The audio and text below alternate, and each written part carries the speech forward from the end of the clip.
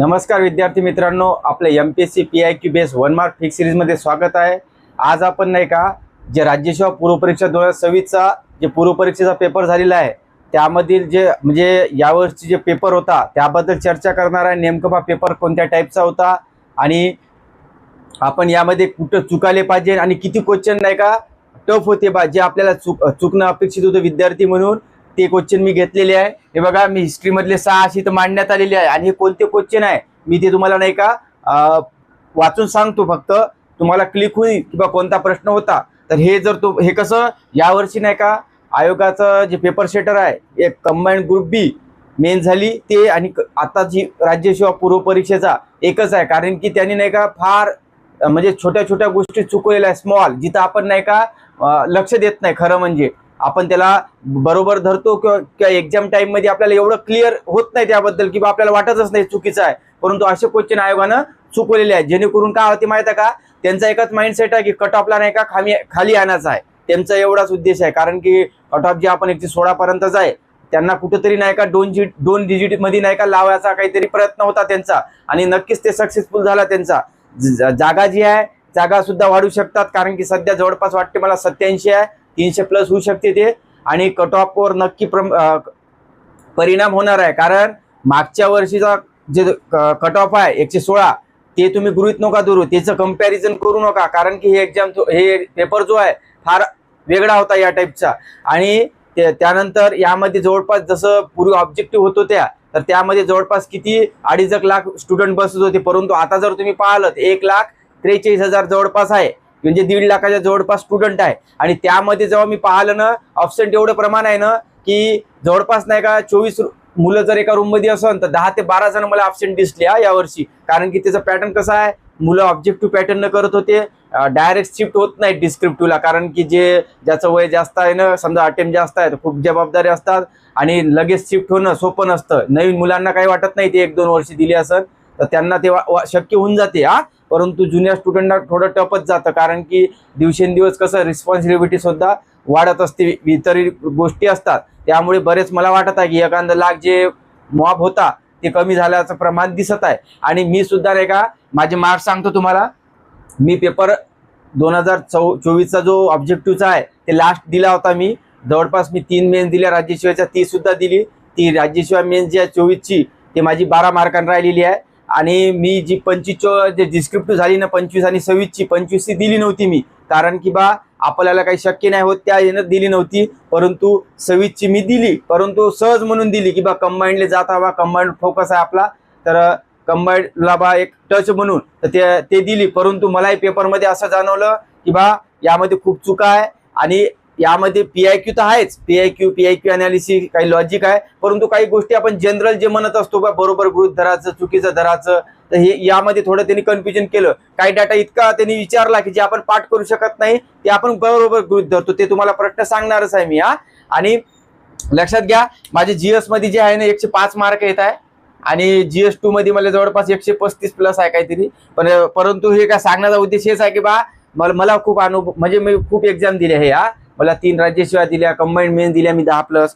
म्हणजे याचा अर्थ हे नाही की मला मार्क आहे, परंतु हे मी ज्यावेळेस मी पेपर दिला ना खूप टफ वाटला मला। नवीन मुलांना आता वाटूच शकते कारण की हा पेपर नाही का अप्रोच बेसवर खूप होता, म्हणजे आपल्याला नाही का 2 तासात आपण प्रश्न सर्व सॉल्व्ह करतो हे बरोबर आहे, परंतु त्या 2 तासामध्ये नाही का आपल्याला नाही का पर्याय कट करणं, एलिमिनेशन करणं, त्यामध्ये 50 देत होतो आपण आणि 50 येऊन सुद्धा नाही का आपलं तिथं काय म्हणतो आपण शेवटी आपण दोन काटले 2 पैकी नाही का 1 बरोबर आहे आपल्याला वाटलं 2 नंबरचा लिहिला आपण, उत्तर 3 आहे, म्हणजे असं हे लास्टला होऊ शकतं। आणि असे जरी तुमचे 5 ते 10 क्वेश्चन झाले ना फरक खूप पडतो, 5 प्रश्न जरी म्हटलं ना जवळपास 10 ते 12 मार्काचा फरक पडते हे लक्षात घ्या। आणि मी काय म्हणतो शेवटी हे तुमचं नशीब आहे, मेहनत नाही केली का तुम्ही, मेहनत केलेली आहे, मेहनत सर्वच करते, परंतु जे 2-4 मार्क किंवा 2-4 प्रश्नानं मागे राहतात ना ते खाली शेवटी लकच असते कारण की त्यांचा अभ्यास नव्हता का नाही, सर्वजण जे एक्झाम मध्ये पास होतात ना ते 50 आलेले असतात, परंतु होतं काय त्यापैकी 2 टच झाले त्यांना, म्हणजे त्यावेळेस त्यांचं 3 उत्तर होतं त्याला आलं, परंतु मला मी 2 पकडलं, म्हणजे असं होतं 2 पैकीच ज्याचं आलं बरोबर ते कट ऑफ क्लिअर होतं, हे रियालिटी आहे लक्षात घ्या। आणि आपलं कसं असते, आपल्याला फक्त कायच्या चुकाचं नाही आहे, पीआयक्यू अनालिसिस आणि लॉजिक आणि ट्रिक्स. आणि मी इथं नाही का आजच्या व्हिडिओमध्ये नाही का हे सांगणार आहे कोणते टफ होते, आणि त्याच्यानंतर कंबाईंड ग्रुप बी जे देणार आहे त्यामध्ये काही याच्यात जर समजा लॉजिक मध्ये दिसत असेल मी तुम्हाला सांगतो ते तुम्ही पाहून घ्या एकदा, कारण की आता आपल्याला टाइम आहे तर आपण लॉजिक सुद्धा वापर केला पाहिजे, कारण पेपर शेटर तोच असणार आहे अशी शक्यता आहे, लक्षात घ्या. कारण की दोन्ही पेपर नाही का त्यांनी नाही का फार म्हणजे आपण म्हणतो छोट्या छोट्या गोष्टीत फॅक्ट मध्ये चुकलेलं आहे. हे माझ्या एक्सपिरियन्सहून सांगत आहे, तुमचं ओपिनियन वेगळं असू शकते. तर बघा आपल्याला नाही का इतिहासचे एकूण 6 जोड्या लावत होत्या, मी डायरेक्ट सांगतो 6 जोड्या लावत होते, त्यापैकी 3 टफ होत्या. आता ते कोणते होते ते नाही सांगत फक्त, कारण की प्राचीन मध्ययुगीन आहे त्यामुळे मी कसं आता मी रीड नाही केलं ती बरेचदा, त्यामुळे मला ते सोपे मला तर हार्डच वाटणार आहे परंतु 6 पैकी 3 हार्ड आहे हे नक्की आहे. 3 जोड्या लावातल्या. त्याच्यानंतर बघा एक होता British India association 1853 charter act होता. इथं बघा इथं बरेच जणांना नाही का काही जण वरीलपैकी नाही बिन लिहू शकते, कारण सेंटेन्स बा आहे बा वाटते, परंतु आपल्याला कसं होतं एक कट करायचं होतं. इथं तुम्ही टफ झालेला आहे, कारण की इथे 50-50 आले असेल, कोणी लिहिलं असेल एबीसी तर कोणी लिहिलं असेल एबीडी, हे होऊ शकते. आणि इथं आहे 50-50 चान्सेस, कोणी नव्या कायदे मंडळात नाही का भारतीयांना प्रतिनिधित्व दिले गेले होऊ शकते.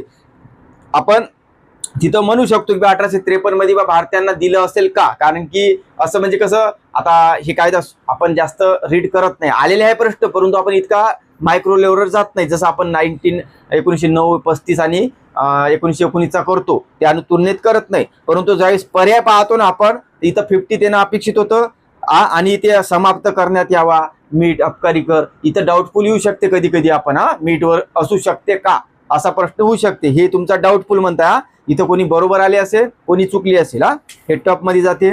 त्यानंतर बघा एक प्रश्न आला होता आपल्या समाज सुधारकावर, हा सुद्धा टफ होता, ज्याचं उत्तर होतं राघव भांडारकर, जे म्हणजे विधवा पुनर्विवाहाला संमती म्हणते ना. आता हे जे आहे ना सेंटेन्स ज्यावेळेस वाचलं तुम्ही यामध्ये बरेच जण 50 आले असेल, एक तर राघव भांडारकर, न्यायमूर्ती रानडे किंवा न्यायमूर्ती तेलंग. परंतु बघा हे जे सेंटेन्स होते जे अवांतर म्हणजे त्याबद्दल वाचते त्याला येते, परंतु आपण डॉक्टर राघव भांडारकर बद्दल नाही का जास्त वाचत नाही, म्हणजे वाचलं तरी कसं असतो PIQ ओरिएंटेड वाचतो, परंतु आपण जसं न्यायमूर्ती रानडे रीड करतो, महात्मा ज्योतिबा फुले करतो, डॉक्टर बाबासाहेब आंबेडकर तसंही करत नाही, त्यामुळे हे चुकण्याची शक्यता असू शकते. आणि आपण जर कॉमन न गेलं नाही याच्यात न्यायमूर्ती लागू नाही शब्द, न्यायमूर्ती रानडे, न्यायमूर्ती तेलंग, तर आपण इथं 2 पैकी लिहू शकतो. आणि सर्वात जास्त प्रश्न कुठे येतात आपल्याला न्यायमूर्ती रानडे, तर रानडे लिहू शकतात. हे लॉजिक बेसवर होता, लॉजिक चुकणं अपेक्षित आहे. याचं उत्तर आहे डॉक्टर राघव भांडारकर. आणि हे टफ क्वेश्चन आहे, हे दुसरा क्वेश्चन आहे म्हणजे 3 आणि 2 5 झाली हिस्ट्रीच्या जोड्या लावातल्या. त्यानंतर 1940चा होता सोपा. त्यानंतर बघा 1864 मध्ये संस्कृत विद्वानाने कट्टर समाज सुधारकाने वाहून घेण्यासाठी सरकारी सेवेचा राजीनामा दिला होता. आता इथं बघा विष्णुशास्त्री पंडित आणि न्यायमूर्ती रानडे या 2 पैकी तुम्ही कन्फ्युजन असू शकतात, आणि बऱ्याच जणांनी या 50 मध्ये आलेले आहे. आणि इथं कसं आहे माहिती आहे सांगा, इथं येते तुमचं नशीब कामा, तुम्ही काय अभ्यास केला नाही का, केला, परंतु तुम्ही काय केलं आता 1 किंवा 2 पैकी उत्तर आहे हे सर्वांना माहित आहे, परंतु आता मी लिहिलं रानडे, तुम्ही लिहिलं विष्णुशास्त्री पंडित, इथं लक फॅक्टर येते कारण की तुमची सिलेक्शन कुठे जाते. परंतु आपल्याला 2 पैकी आपल्याला रिस्क घ्याच होती, परंतु कोणाचं बरोबर आहे तो पुढे जाते, कोणाचा चुकला तर थोडसा मागे येते, असं आहे लक्षात घ्या. मी हेलेच म्हणतो नशीबचा पाठ, कारण की आपण लॉजिक बेसवरच काढलेला आहे, नाही की तुक्का मारणार. आणि बाळशास्त्री जांभेकर का नव्हतं तुम्हाला माहित आहे, बाळशास्त्री जांभेकर 1832 होते आणि त्यांचं आयुष्य किती होतं 34 वर्ष काहीतरी होतं. 1812 होता वाटते जन्म, 1846 पर्यंत त्यांचा मृत्यू आहे, तर ते येणार नाही असंही पाहायचं. हे बघा 1864 उल्लेख दिला म्हणजे आपल्या आता तुम्ही एक काम करायचं कंबाईंड वाल्यानं, जे त्यांचे जे फेमस 10-15 समाज सुधारक आहे त्यांचा जन्म आणि मृत्यू शेवटचं पाहायचं. जसा उदाहरणार्थ म्हणताय मी की बाळशास्त्री जांभेकरचा उदाहरणार्थ मृत्यू 1846 आहे, इथं दिलं काय आपल्याला 64, तर बाळशास्त्री जांभेकर पर्यायातून कट्टे, फक्त स्मार्टपणे सेंटेन्स माहीत नसलं तर. न्यायमूर्ती तेलंग पाहून घ्या 90 मध्ये असं येऊ शकते बा, विष्णुशास्त्री पंडित येऊ शकते, परंतु असे 2-3 पर्याय राहते, 2 तरी तर आपण तिला काटू शकतो फक्त वर्षाच्या बेसवर. हे तुम्ही एकदा पहा, असे 2-3 क्वेश्चन आयोगाचे आलेले आजपर्यंत की जिना आयोगाने नाही का वर्षावरून निघत होता, हे तुम्ही पाहून घ्या एकदा, हे टपच होता. यानंतर भुसावळ बॉम्ब खटल्यात जे होता हा प्रश्न सोपाही जाऊ शकते, कोणाला हार्ड, परंतु इथं नाही का हे माहीत असणं अपेक्षित नाही हे माहीत असणं अपेक्षित नाही आहे. याचं उत्तर काय लिहू शकते माहित आहे का, एक किंवा दोन पैकी इथं सुद्धा 50 आलेली असेल, इथं सुद्धा तुमचा काय म्हणतो लॉजिकचा पार्ट आहे, आणि शेवटी ते एक नशीब म्हणतो मी, शेवटी हा लक फॅक्टर आहे. हा तुम्ही एक लिहू शकता, दोन लिहू शकता, इथं कोणाचं चुकू शकते, बरोबर येऊ शकते हा हे, परंतु टफ होता हे आपण काही करत नाही. आपण कसे जुने आपण जे काही क्रांतिकारक चळवळी आहे त्याच्यावर करत असतो आपण, त्यामुळे आपला हे अभ्यासाचा पार्ट नव्हता. इथं चुकणं अपेक्षित आहे, हे क्वेश्चन आहे. त्यानंतर ते होतं एक कोणतं सुफी संप्रदायातील साधने विचारले होते ना, मुजाहदा, जिक्र, मराकब. आता हा टफ क्वेश्चन होता जर टच झाला तर, परंतु जर तुम्ही नाही का कॉमन न गेले असते, म्हणजे आपण काय म्हणतो कॉमन म्हणजे शब्द कोणता जास्त वेळा वापरताय तर हे त्यानुसार उत्तर निघते. कसं पहा, हे लॉजिक असं जर राहिलं ना कधी कधी तर पाहायचं, आपल्याला सोडवायचाच आहे ना, अटेम्प्ट करायचा आहे, परंतु आपल्याला आता हे माहीतच नाही. तर आपण कसं एक आयोगाच्या PIQ वरून जाले पाहिजे, चुकलो तर चालते. हा लक्षात घ्या, पहिल्या याच्यात आहे मुजाहदा, दुसऱ्या याच्यात आहे मुजाहदा, आणि तिसऱ्या याच्यात काय मुजाहदा आहे, म्हणजे 3 वेळा येत आहे, म्हणजे आपण काय म्हणतो मॅक्झिमम वेळा येते त्याला आपण पकडत असतो. त्यानंतर बघा एक झालं, त्यानंतर बघा जिक्र, बघा जिक्र किती याच्यात आहे, 3 याच्यात आहे, 2, 3, 4 मध्ये, म्हणजे आपण मुजाहिदा जिक्र पर्यंत चाललो पहा. आणि पर्याय कोणते कट्टे माहित आहे का, 1 आणि 2, म्हणजे 3 आणि 4 मध्ये एक फणा आहे, पण तुम्ही जर फणा पाहिलं तर 2 वेळा आहे, आणि मराकब किती वेळा आहे, 2 वेळा आहे. आता तुम्ही काय घेऊ शकता इथं 50-50, 3 किंवा 4. म्हणून हे प्रश्न कसा आहे, लॉजिक बेस आहे आणि 50 वर आलेला आहे, आणि 50 वर चुकणं बिन अपेक्षित आणि बरोबर येणं अपेक्षित असते. हे जर तुम्ही लॉजिक नाही वापरलं, समजा तुम्हाला आलं नाही त्यानं, असं लक्षात ठेवा की जेणेकरून कंबाईंडला किंवा इतर एक्झामला तुम्हाला फायदा होईल, लक्षात घ्या. त्यानंतर बघा आपल्याला विचारलं होतं सर्वात टफ क्वेश्चन म्हणतात हे योग्य विधाने निवडा.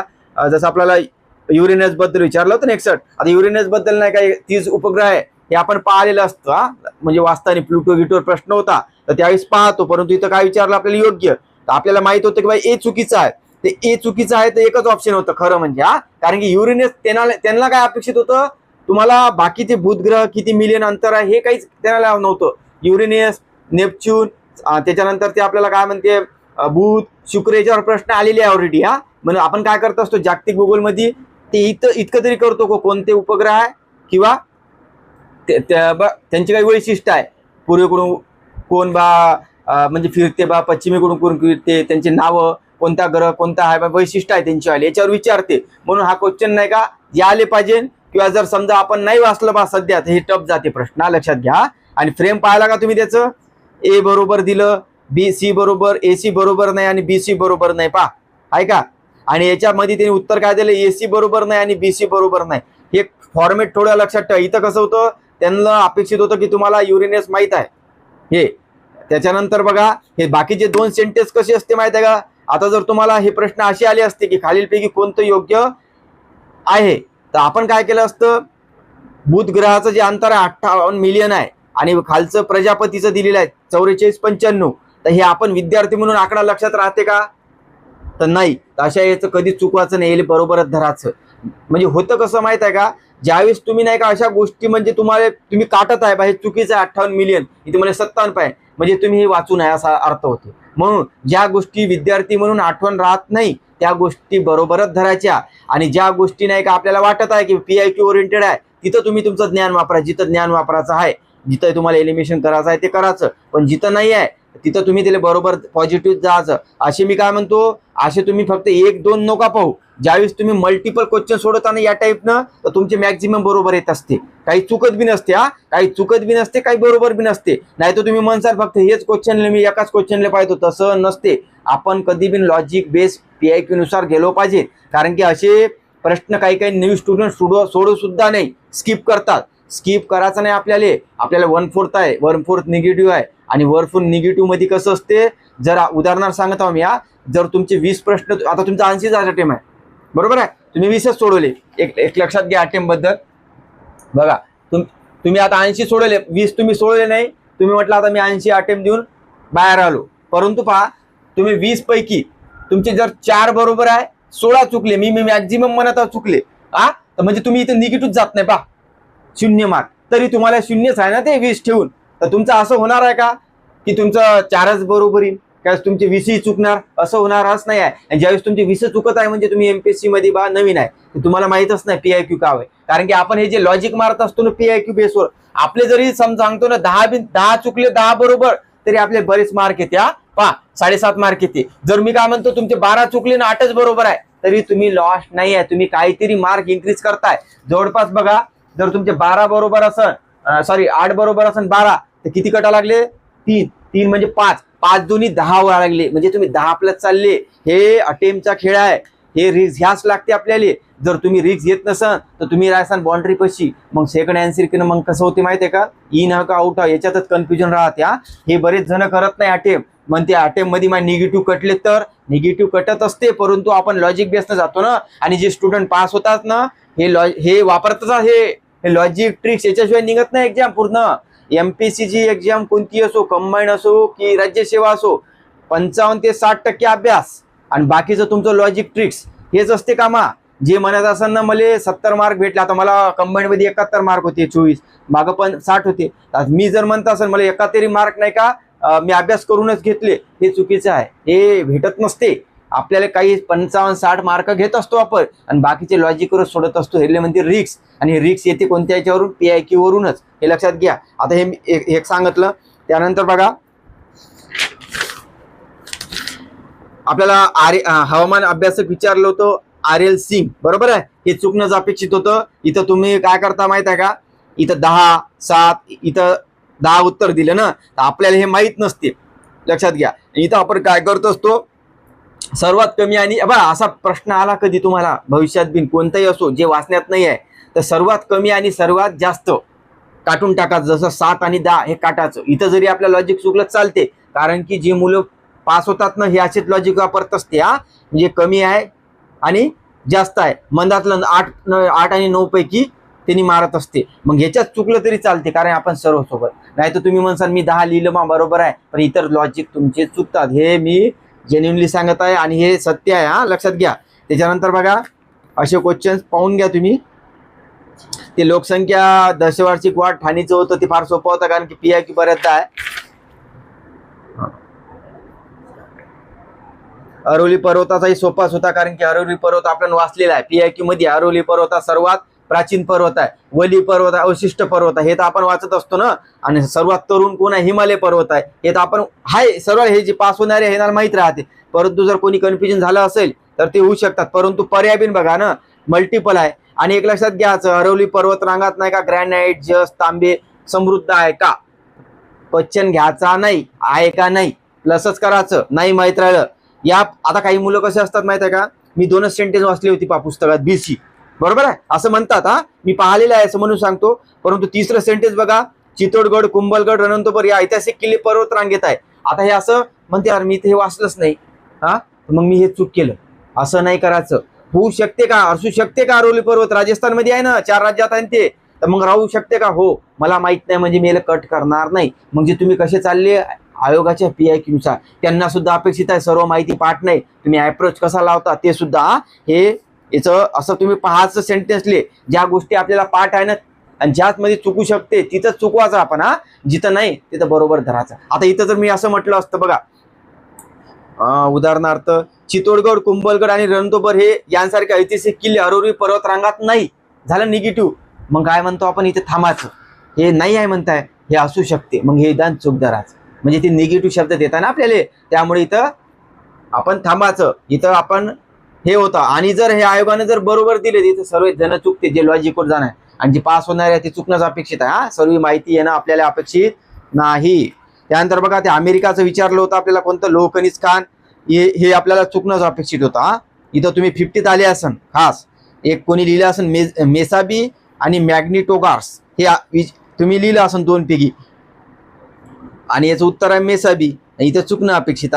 इथं मी बी सुद्धा चुकलो. आणि इथं कॉमन हे माहिती नसते कोणाला, लक्षात घ्या. ज्याचं बरोबर आहे त्यानं म्हटलं मला माहित आहे, तर ते MPSCचा अभ्यास बरोबर करत नाही आहे, हे लक्षात घ्या. कारण हे रियालिटी आहे. मग इथं आपण कॉमन जातो आणि सर्वात मोठं नाव दिसत आहे आपल्याला, तर आपण त्याला घेऊन जायचं, काय लक्षात घ्या. म्हणजे रिस्क घेत आहोत आपण. चुकलं तरी चालते, फक्त चुकाचं कुठं नाही. आपलं जे सेम लॉजिक असते, PIQ असते, अनालिसिस असते, त्याच्यात नाही चुकाचं. त्यानंतर बघा, ते भारताचा तांदूळ आणि गव्हाची प्रति हेक्टर विचारलं होतं. टफ होता क्वेश्चन, कारण की पर्याय पण फार दूरचे, म्हणजे असं खूप कन्फ्युजन वाले होते. आणि उत्तर हे येऊ शकत नाही बऱ्याच जणांचा. कॉमन जरी गेलो आपण तर येणार नाही. बघा, अशा वेळेस काय करायचं, मी तुम्हाला 50th आणतो. 50th आणले तर तुमचे चान्सेस आहे की 50% तुमचे बरोबर येऊ शकते. बघा आता इथं आपल्याला पहिल्या ऑप्शन मध्ये आहे 3282, पहिला आकडा वाचा 32, दुसऱ्या ऑप्शन आहे 26, तिसरा ऑप्शन आहे 2882 आणि 2581. मग आपण काय करायचं, याच्यामध्ये कॉमन तर 82 81 दिसत आहे. आता याच्यामध्ये काही समजत नाही, परंतु तुम्ही पहिला अंक बघा 32 28 26 25. मग आपण इथं काय करायचं, सर्वात जास्त कोण 32 कॅन्सल, सर्वात कमी कोण 25 कॅन्सल. म्हणजे उत्तर मारीन मी 26 81 26 किंवा 32 28 पैकी. काहून, मी सर्वात जास्त आणि सर्वात लहान कॅन्सल. हे लॉजिक वापरायचं. हे तुम्ही म्हणजे मी माझा अनुभव सांगता, हे तुम्ही प्रत्यक्षात वापरून पहा. नाही तर पेपरमध्ये जासान आणि वापरलं काही चुकीत दिलं तर तुम्ही मलाच म्हणसा ना. हे स्वतः तुम्ही, मी माझ्या वैयक्तिक याच्यावर सांगता की बा जेणेकरून बा तुम्ही अप्रोच पहा, असे क्वेश्चन तुम्ही लिंक करून पहा की बा हो का, हे सांगत आहे की बरोबर आहे का. मॅक्झिमम क्वेश्चन मध्ये हे बरोबर येणार आहे मॅक्झिमम मध्ये, कारण की आपण असंच 50th येत आहो ना. आणि तुमची डेअरिंग वाढते. मग कोणत्या जे अननोन क्वेश्चनला राहते डील करायची डेअरिंग, आणि एक्झाम मध्ये डेअरिंगच पाहिजे खास. म्हणजे कसं, काही क्वेश्चन आपल्याला, आपण जे आवडता विषय आहे समजा क्वालिटीचे 15 आहे, आपल्याला वाटते क्वालिटी इझीच येते ना, यावेळेस 5-6 क्वेश्चन टफ टाकले तरी आपण नाही का, आपला कॉन्फिडंट नाही का डगमगला नाही पाहिजे. नवीन राहिलं तरी मी सोडू शकतो, कारण एक तर मी PIQ मला आला असेल तर मी सोडवीन, अनालिसिस पाहिन, लॉजिक पाहिन. आणि जर चुकाचाच राहिला तर ते चुकणार आहे, लक्षात घ्या, ते सर्वच चुकणार आहे. परंतु लॉजिक ट्रिकचा वापर करणार ना आपण, की बा पर्यायाचा वापर करून काय करता येईल, तर असे क्वेश्चन आपण सोडू शकतो. नाही एखादी त्यांना चुकवायचंच राहिलं ना, खूप सूक्ष्म चुकवतात. मग ते कोणालाच तिथं समजत नाही, लक्षात घ्या. एक लॉजिक पाहिजे असं. त्यानंतर बघा आता काही क्वेश्चन मी लॉजिकचे सांगतो. बघा आता इथं राज्य खनिज धोरण 1999 प्रमाणे विचारलं. तुम्हाला खनिज धोरण माहीत असणं अपेक्षित आहे का, इतकं आहे का विद्यार्थी म्हणून, नाही. तर मग गेले चुकीत धरायचं का, नाही, बरोबर आहे. त्यानंतर नागपूर विभागात सर्वात जास्त खनिज उपलब्धता कोकण विभागात आहे. आता हे तुम्हाला माहित नाही आहे समजा उदाहरणार्थ, तर तुम्ही इथं काय करायचं, डाऊट घ्यायचा नाही. त्यानंतर महाराष्ट्र खाद महामंडळ स्थापना 1973 मध्ये झाली, मला माहित नाही आहे. माहित असेल तर काटाचं 73 आहे का 74, माहित नसेल बरोबरच धरायचं, कारण हे अप्रोच आहे, हे बरोबर आहे वरीलपैकी सर्व. नासाचा अप्रोच असते सर्वांचा. जर आपल्याला माहिती जर माहित आहे बा की खान महामंडळाची स्थापना 74 ला झाली तरच काटाचं, नाही तर तुम्हाला काहीच माहित नाही, तुम्ही काय म्हणता मनाला वाटत आहे की बा याच्यात 73 नाही आहे बा, असं नाही करायचं. हे अप्रोच आहे, हे सर्वांचाच नाही का पास होणारा हेच अप्रोच आहे, कोणी सांगत नाही. मी तुम्हाला सांगत आहे, कारण की मला वाटते की बा तुमचा अटेम्प्ट वाया गेला नाही पाहिजे. हे तुम्ही लावून पहा, 24-25 आता जे एक्झाम झाल्या त्याला हे लावून पहा. काही लॉजिक चुकतात ते सुद्धा सांगतो. आता बघा कालमापन प्रक्रियेमध्ये कालांतर संस्कार ही प्रक्रिया कशासाठी वापरली जाते, कालांतर संस्कार, ज्याला आपण काय म्हणतो टाइम लेप्स अनालिसिस म्हणतो. आता तुम्ही सांगा लीप इयर आहे, किती वर्षाने येते, 4 वर्षांनी. अधिक मास येते बघा 4 वर्षांनीच येते ना अधिक मास आपल्या धर्मामध्ये, तर आपण हिंदू धर्मात म्हणतो असतो. तर आपल्याला इथे AB म्हणताय, आपल्याला तर ऑप्शन AB नाही आहे, बरोबर आहे. तर आपण इथं क्षय मास, तिथी वृद्धी लोप हे वाचणं अपेक्षित आहे का आपल्याला विद्यार्थी म्हणून, आठवण सुद्धा राहील का नाही. मग हे पॉझिटिव्ह गोष्टी आहे ना, याला तुम्ही क्लेम नका करू, वरीलपैकी सर्व द्या.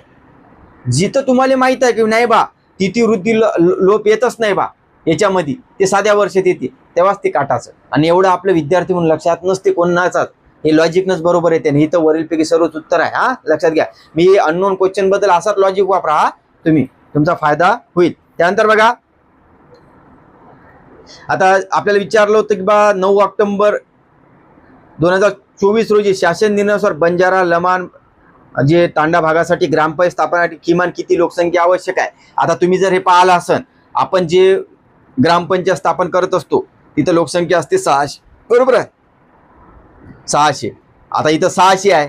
आता इथं त्यांनी म्हटलं इथं बा आपण त्याला नाही का पंचायत राजला जोडून 600 लिहू शकतो, इथं चुकणं अपेक्षित आहे. तुम्ही जर समजा जर आता कोणाला माहित असेल तर येईल, परंतु जर आपण इथं पाहिलं त्यांनी 600 काय कमी, सर्वात जास्त काय 900, म्हणजे त्यांनी 700-800 मंदातले ऑप्शन दिले. म्हणजे इथं बी आलं तुमचं काम, सर्वात कमी सर्वात जास्त काय एलिमिनेट केलं. परंतु हे आपण नाही का माहित असते ना आपल्याला गट ग्रामपंचायत, तर आपण 600 लिहितो. मी सुद्धा 600 लिहिलेलं आहे.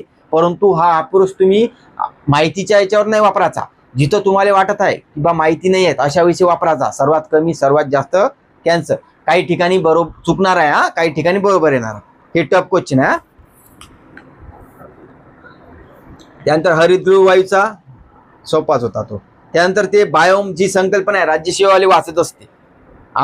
ते जसं की ट्रान्सलेन काय इकोलॉजी हे केलची आणि इकोलॉजी आणि कोणत्या इकोसिस्टीम आहे ट्रान्सलेन तिथं आपण वाचत असतो की बायोम काय जर वाचण्यात आलं तर समजा क्लेमेंट्स वाचत असतो. परंतु जर तुम्ही वाचलं नसेल पर्यावरण तर परंतु तुम्हाला याचं उत्तर लिहायचं असेल तर तुम्ही पहिला नंबर लिहिता का, कारण की तिथं 2 नाव देऊन आहे आणि एक्सप्लेन करून आहे म्हणून आपण लिहितो आणि तर लॉजिक चुकणं अपेक्षित आहे. मी सांगत आहे कुठं चुकते कुठं नाही, परंतु बायोम ही संकल्पना आपण पाहत असतो. लक्षात घ्या, याचं उत्तर आहे आयोगाने दिलेलं क्लेमेंट्स बरोबरच आहे, परंतु आपण इथं जर माहीत नसलं तर चुकते आहे. हा लक्षात घ्या.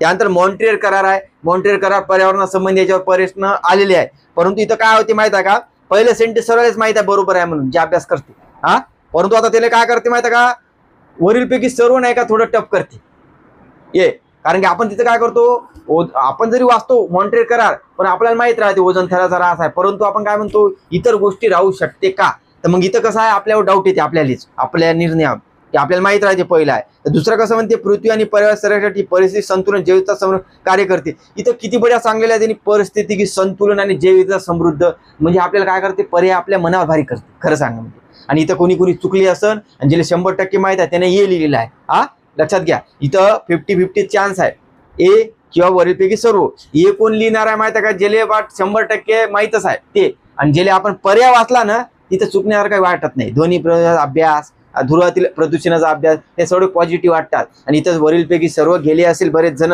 चुकले असेल. हा लक्षात घ्या, माहीत नाही आहे असं काहीच नाही, माहीत आहे परंतु त्यावेळेस 50 देते माणूस, हे मी सांगतो. हा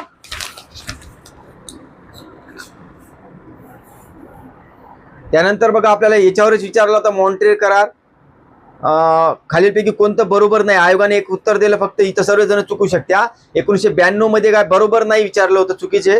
त्यानंतर 1992 मध्ये मॉन्ट्रियल करार हे चुकीचं आहे हे येऊ शकत्या, परंतु ते ब्रंटलँड आवार या 1987 आहे, परंतु नैरोबी आहे आणि दुसरी परिषद आहे याबद्दल थोडं डाऊट जाऊ शकते. आणि क्योटो प्रोटोकॉल संबंधी आहे, यांनी काय म्हटलं ए बरोबर नाही आहे. इथं काय लिहू शकते माहिती आहे का, ए बी लिहू शकते किंवा एबीसी सुद्धा चुकीची लिहू शकते. लक्षात घ्या, कारण की थोडा डाऊटफुल आहे हा हे क्वेश्चन, इथं चुकणं अपेक्षित आहे. कधी कधी पहा ज्यावेळेस आयोग नाही का चुकीचे विचारत आहे ना तर त्यावेळेस कमीत कमी उत्तर राहण्याची शक्यता दाट असते. जसं आता याच्यात कसं ए आणि बी फक्त 2च आहे ना, यापैकी लिहायला पाहिजे आपण. मागच्या लॉजिकून सांगत आहे. हा मी पेपर झाल्यावर जरी सोपं वाटते परंतु मी मागचे लॉजिक सांगत आहे की तुम्ही पहा जिथं आयोगानं विचारलं खालीलपैकी चुकीचं कोणतं तिथं मिनिममच ऑप्शन राहते, आणि जिथं जास्त विचारलं बरोबर कोणते तिथं मॅक्झिमम उत्तर राहते. हा लक्षात घ्या, चुकलं तरी टफच क्वेश्चन आहे. हा त्यानंतर आपल्याला विचारला होता कोल आणि हुअर, हा सुद्धा टफ क्वेश्चन आहे, कारण की इतकं लक्षात राहत नाही आपल्याला. हा लक्षात घ्या, जरी आपण एक्झाम नंतर सांगत असलं तरी हे सोपं नाही आहे. हा इथं आपण चुकवू शकतो आणि हे टफ क्वेश्चन आहे.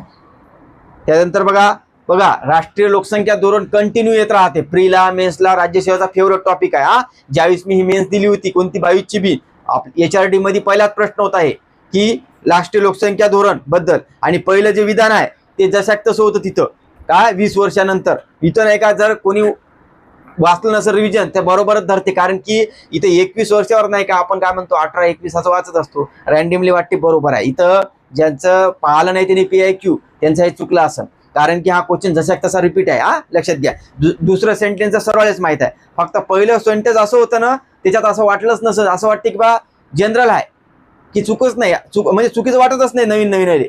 हा आणि सर लोकांनी बी नाही काही सर लोकांनी बी नाही चुकीचं म्हणजे बरोबर दिलं तर 21 वर्ष बरोबर आहे म्हणून. हा लक्षात घ्या, हे रिपीट आहे क्वेश्चन, मी टेलिग्रामवर टाकलेला आहे हे प्रश्न म्हणजे ते फोटो, आणि हे प्रश्न टफ जाते. हा कारण की तिथं जर लक्षात नाही आलं तिथं चुकणं अपेक्षित आहे. तुम्ही दुसरं सेंटेन्स 45 आहे सरळ माहत आहे. आणि फक्त बघा आता कंबाईंडवाल्याला राष्ट्रीय लोकसंख्या धोरण करायचं आहे तुम्हाला, कारण की तुम्हाला प्रश्न आलेले आहे पूर्वी बी आता येऊ शकते. त्याच्यामध्ये तुम्ही काय करायचं, PIQ फक्त काढायचे. एक आहे भारताच्या भूगोल लोकसंख्या धोरण पहा, आणि महाराष्ट्राच्या याच्यात राहिल्यात तिथं पहा. भारताच्या याच्यात राहते हे राष्ट्रीय लोकसंख्या धोरण, पूर्ण PIQ एका खाली लिहा, कुठं चुकत आहे कुठं नाही तेवढ्यावर फक्त फोकस करा. कोणती समिती होती पहा, कधीच आहे सर्व पहा, तात्कालीन दीर्घकालीन आणि मध्यकालीन 3 उद्दिष्ट होती मध्यमकालीन. आणि मोठा व्हिडिओ होता आहे परंतु नाही का कंबाईंड वाल्यांना सुद्धा नाही का थोडं लॉजिक गिजिक काही राहिलं ते सांगण्याचा प्रयत्न करत आहे मी. हा आणि राज्यसेवेच्या मुलांना बी हेल्प होईल. त्यानंतर बघा तेंडुलकर समितीचा इझी होता. त्यानंतर ते आपलं स्वैच्छिक क्षेत्रावर राष्ट्रीय धोरण जे होतं ना व्हॉलंटरी ऑर्गनायझेशनवरचं 2007 टफ क्वेश्चन होता. कारण की इथं कसं आहे माहित आहे का, आपण काय घेऊ शकतो वेळेवर, इथं 50 देऊ शकतो आपण आणि 50 मध्ये कन्फ्युजन करू शकते. काही जणांना वरीलपैकी सर्व विना असू शकतात, परंतु इथं नाही का पहिलं आणि तिसरं म्हणजे एसी एकमेकाला कॉन्ट्राडिक्ट आहे, म्हणजे विरोधाभास आहे. लक्षात घ्या, ते खासगी स्वरूपाचं असून सरकारपासून स्वतंत्र असतात असं म्हणताय. आणि स्वशासित आहे, नियंत्रित सरकारद्वारे केले जाते. म्हणजे सरकारपासून स्वतंत्र आहे आणि सरकारद्वारे नियंत्रित बी नाही. हे दोन्ही बी कसं आहे, एकमेकाला विरोधात आहे. इंग्लिशमध्ये जर वाचला आपण, the organisation are private in nature of separate from the government. Separate आहे म्हणजे गव्हर्नमेंट पासून आणि कंट्रोल बाय द गव्हर्नमेंट म्हणताय. म्हणजे इथं कसं एकमेकाचं, हे तुम्हाला ध्यानात आलं पाहिजे. म्हणजे एसी सोबत येणार नाही आहे, बरोबर आहे. तर एसी पहिलं पर्या कट्टी तुमचं आणि चौथं कट्टी म्हणजे तुम्ही तुमच्या पैसे BCD किंवा ABD इथं तुम्ही असलं पाहिजे ना, दोन पैकी उत्तर लिहायला पाहिजे. इथं 50-50 येऊ शकतात. आयोगाने दिलेलं उत्तर ABD. कारण की ते रेग्युलेशन नाही पाहत, इथं काय पाहत माहिती आहे का, कंट्रोल नाही, इथं रेग्युलेशन पाहत, नियमन सरकारद्वारे, तर बरोबर असता. हे आता एवढा डाऊट आपल्याला येत नाही तिथं, लक्षात घ्या. इथं 50 आहे तुम्हाला आणि कन्फ्युजन करू शकते. तेंडुलकर समितीचा इझी होता, कारण की तेंडुलकर समितीवर आपण करत असतो. इथं याच्यात चुकणं अपेक्षित नाही आपल्याला, कारण की जे PIQ आहे ते चुकलं नाही पाहिजे. इथं जर तुम्ही कॉमन न गेलं ना तर इथं चुकता तुम्ही, कॉमन न उत्तर येत नाही. कारण की हे सोपे असतात बघा, जे क्वेश्चन आपले PIQ ओरिएंटेड असतात ना त्याच्यात कॉमन गिमन उत्तर काढायची गरज नसते, कारण की ते तुम्हाला माहित असणं अपेक्षित आहे. त्यानंतर बघा, राष्ट्रीय अन्न सुरक्षा कायदा 2013चा विचारला होता. आता इथं बघा, इथं हे बी आणि दोन्ही जरी बरोबर असलं इथं आपण चुकू शकतो, डाऊट घेऊ शकतो. कारण महिला सक्षमीकरण जे आहे हे राष्ट्रीय अन्न सुरक्षा कायद्याचे वैशिष्ट्य आहे, हे आपल्याला नाही का तिथं डाऊट करू शकते. महिला सक्षमीकरण अन्न सुरक्षा कायद्यामध्ये आपल्याला वाटू शकते की बा काय साठी येऊ शकते.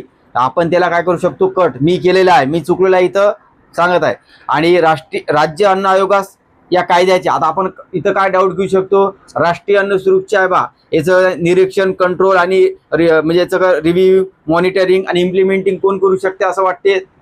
तर राष्ट्रीय याच्यावर बा आपण राष्ट्रीय अन्न सुरक्षा म्हणजे राष्ट्रीय आयोग करीन बा असं वाटते आपल्याला. म्हणून इथं नाही का चुकणं अपेक्षित आहे. एक जरी चुकीचं वाटलं इथं चुकत्या, लक्षात घ्या. आणि ज्याला असं वाटलं की बा मला काहीच माहित नाही तर ते बरोबर आले असं इथं, कारण की यांनी वरीलपैकी सर्व दिलं असेल, लक्षात घ्या.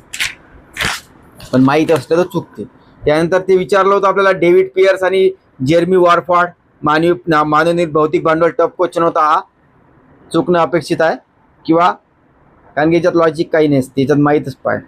त्यानंतर ते विचारलं होतं, जमिनीची उपविभागणी किंवा तुकडे होण्याचे तोटे विचारलं होतं ना. आता याच्यात तुम्हाला सर्वच माहिती आहे, तोटे विचारल्यामुळे पॉझिटिव्ह गोष्टी नाही येणार, जमीन व्यवस्थापन सोपे करणे येणार नाही, म्हणून सी काय होईल तुमचं कट होईल.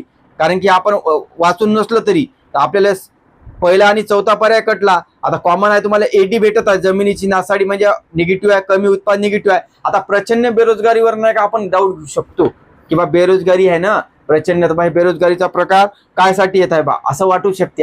इथं तुम्ही AD लिहू शकता किंवा ABD बी ना, इथं 50 आलेली आहे तुम्ही, कारण की वाटते आपल्याला, कारण प्रचंड बेरोजगारी छुपी बेरोजगारीचा प्रकार आहे आणि डायरेक्ट त्यांनी बेरोजगारी दिलेली आहे. निगेटिव्ह जरी असलं तरी आपल्याला असं वाटू शकते की बा हे अलग टाकला पर्याय, तिथं चुकणं अपेक्षित आहे. त्यानंतर मातृत्व अधिनियम 1961चा जो कायदा आहे तो मेन्सला बराच राहते, पूर्वी HRD ला विचारत होते, याच्यावर बरेच प्रश्न आहे.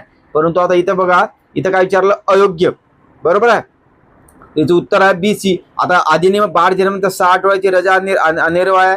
त्यानंतर बाळतपणापूर्वी 6 आठवडे व नंतर 10 आठवड्याची रजा अनिर्वाय आहे.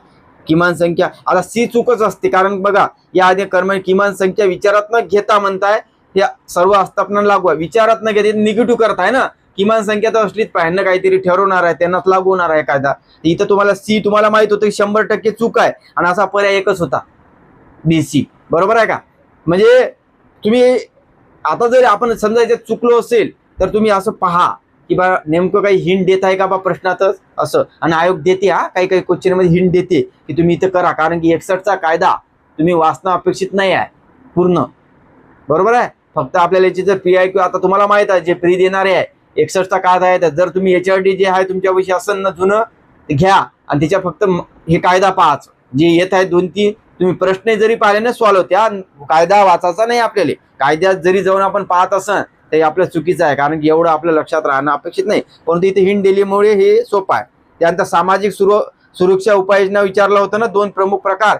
इथं सर्वाधिक अचूकपणे इथं बघा, इथं सामाजिक सुरक्षा उपाययोजना आहे, इथं उत्तर सामाजिक विमा आणि सहाय्य दिलेलं आहे, परंतु इथं चुकू शकते, डाऊट येऊ शकते, कारण की सामाजिक कल्याण आणि सामाजिक समावेशकता इथं थोडं आपल्याला कसं वाटते, सामाजिक समावेशता म्हणजे काय, सोशल इन्क्लुजन आहे ना, याच्यामध्ये बऱ्याच गोष्टी येते. तर आपल्याला वाटू शकते की बा सामाजिक समावेशता पर्याय असला पाहिजे बीडी, तर बीडी असं ऑप्शन नव्हतं, परंतु या दोघांपैकी काय करते आपल्याला आपल्याला काय घेऊन जातो आपण माहित आहे का, आपण जाऊ शकतो सामाजिक कल्याण किंवा सामाजिक सहाय्य याच्याकडे जाऊ शकतो. कारण की सामाजिक कल्याणावर कसं वाटतं माहित आहे का, आपल्याला जास्त असं वाटत आहे की बा टच कर बा, कारण की याच्यात बऱ्याच गोष्टी आहेत ना कल्याणमध्ये. आणि विमा म्हटलं ना आपण काय करू शकतो बा, स्पेसिफिक आहे असं जाऊ शकतो. इथं तुम्ही चुकू शकता, हा लक्षात घ्या. आणि हा क्वेश्चन होता टफ, मी म्हणे टफच म्हणे ना. आणि जे 1 मार्च 2026 रोजी महाराष्ट्राची एकूण प्रशिक्षित लोकसंख्या 12.93 कोटी आहे, लक्षात घ्या. आता हे जरी नाही का आकडेवारी देत आहे आपल्याला, पुस्तकामध्ये आहे, पुस्तक हे लक्षात राहणं अपेक्षित नाही आहे आपल्याला, आणि आपण याला काय म्हणत असतो, बरोबर गृहीत धरत असतो. परंतु जर आपण जास्त विचार केला तर महाराष्ट्राची लोकसंख्या कधी होती, 2011च्या जनगणना 11,23,00,000 होती ना, तर आपण ते अंदाज करू शकतो की बा एवढ्या वर्षात 10-12 वर्षात एवढी वाढली का, इथं डाऊट घेऊ शकतो. परंतु विद्यार्थी म्हणून नाही का हे आकडेवारी आपल्या लक्षात असणं अपेक्षित आहे का, नाही. आणि यांनी काय कीवर्ड वापरला पहा, असं जर कीवर्ड वापरला पुढील एक्झाम मध्ये तर तुम्ही त्याला बरोबर द्यायचा. 1 मार्च 2026 अंदाजानुसार म्हणताय, अंदाज जर शब्द आला तर अंदाजे राहू शकते, सर्वसाधारणपणे असे कीवर्ड आहे, हे तुम्ही चुकवायचं नाही याच्यात, हे आता लक्षात ठेवा. त्यानंतर त्याच कालावधीत महाराष्ट्रातील नागरिक लोकसंख्या ग्रामीण लोकसंख्येपेक्षा अधिक आहे. आता इथं बघा, हे विधान नाही का चुकीत दिलेलं आहे, आणि इथं आपण चुकू शकतो, कारण की आपल्याला माहित होतं की 11च्या जनगणनेनुसार 45.03% का 25-23% नागरीकरण आहे. तर आपण हे विचार करू शकतो की 10 वर्षात नागरीकरण वाढलेलं आहे ग्रामीणच्या तुलनेत, तर त्यामुळे आपण इथं चुकू शकतो, हा लक्षात घ्या ना. हा प्रश्न टफ जाते. हा त्यानंतर आपल्याला विचारलं होतं 2017 मध्ये नाही का, बघा 2017 मध्ये विचारली, भारताची घनता दक्षिण कोरियापेक्षा जास्त आहे. हे अपेक्षित नाही आपल्याला, दक्षिण कोरियाची घनता किती आणि भारताची याची कंपॅरिझन करत नसतो आपण, आणि याला काय करत असतो आपण बरोबर, आणि असे बरोबरच धरायचे. ज्या गोष्टी आपण आता तुम्हाला विचारलं मी की भारताची घनता नाही का म्यानमारपेक्षा जास्त आहे, ते याला चुकीचं धरायचं नाही. कोणत्या एक्झाम मध्ये आपण म्यानमारची घनता करणं अपेक्षित आहे का, नाही, मग हे विधान बरोबर राहील. हा चुकलो तरी आपण, हा लक्षात घ्या. आणि सेकंड बघा, त्यांनी विचारलं होतं 2017 मध्ये भारताची लोकसंख्या बांगलादेशपेक्षा कमी आहे. आता इथं सुद्धा चुकवायचं नाही, स्पेसिफिक माहित असणं अपेक्षित नाही बांगलादेशची, म्हणून याला बरोबर धरायचं. म्हणून उत्तर राहील तुमचं ए बी दोन्ही योग्य. म्हणून इथं आयोगाने इथं आपल्याला चुकून अपेक्षित चुकलो, लक्षात घ्या. असे तुम्ही चुकणार आहे. परंतु इथं जर तुम्ही म्हटलं दाऊड घेतला दक्षिण कोरियावर जास्त आहे, म्हणजे तुम्ही वाचू नये असा अर्थ होता, लक्षात घ्या. त्यानंतर बघा, एक पीडीएस विचारलं होतं सार्वजनिक वितरण व्यवस्थावर. आता इथं तुम्ही पहा, इथं तुमचे लॉजिक येते. हा लॉजिक कसं सांगतो पहा. डिसेंबर 2025 पर्यंत राज्यात एकूण 270.48 लाख शिधापत्रिका होती म्हणते. आता विद्यार्थी म्हणून 270.48 लाख लक्षात राहते का, नाही, याले चूक धरायचंच नाही कधी. हे कोणत्या एक्झाम लेव असे प्रश्न, विद्यार्थी म्हणून आकडा लक्षात राहते का, तर नाही, बरोबर नाही. तर तुम्ही असं म्हणता ना, इथं 247.84 पाहिजे नव्हतं, पुस्तकात दिलेलं आहे 84 आहे म्हणून. शेवटी एवढं मायक्रो लेवलवर त्या सरला सुद्धा माहित असते का, नाही, कारण की आपण ते करतच नसतो ना एवढं. आपल्याला जर असा प्रश्न असता सार्वजनिक वितरण व्यवस्था कधी सुरू झाली, हे ना अपेक्षित आहे आपल्याला. सार्वजनिक वितरण व्यवस्थामध्ये बा पीडीएस का आहे बा, याच्यात प्रकार आहे ना, लक्षित सार्वजनिक व्यवस्था, टार्गेटवाली आहे, याच्यात 2-3 प्रकार आहे. ते त्यामध्ये येणं अपेक्षित आहे, परंतु आपल्याला हे नसते लक्षात. हा लक्षात घ्या. दुसराही प्रश्न तसाच आहे बघा. 31 ऑक्टोबर 2025 रोजी राज्यात किती रास्तभाव दुकाने आहे म्हणते, 51,636. आकडा लक्षात आहे का आपल्याला, नाही, बरोबरच धराचं. त्यानंतर तिसरं पहा, 1.55 कोटी कुटुंबांना बायोमेट्रिक केलेलं आहे म्हणते. हे लक्षात आहे का, नाही, पहिले बरोबर धराचं नाही. आयोगानेच उत्तर दिलं ABC, लक्षात घ्या. असे क्वेश्चन काही जण स्किप करतात, असे क्वेश्चन, हा वाचून नाही म्हणून. असे वाचतायचाच भाग नसते, याचे लॉजिक मारायचे भाग असते. हे तुम्हाला आयोगाला माहित असते की तुम्ही मागच्या लॉजिकनेच उत्तर काय मारता, म्हणून आम्ही ते ठेवतो. आणि जर आयोगानेच उत्तर नाही का सांगतो ना BC दिलं, इथं सर्वच जण चुकणं अपेक्षित आहे.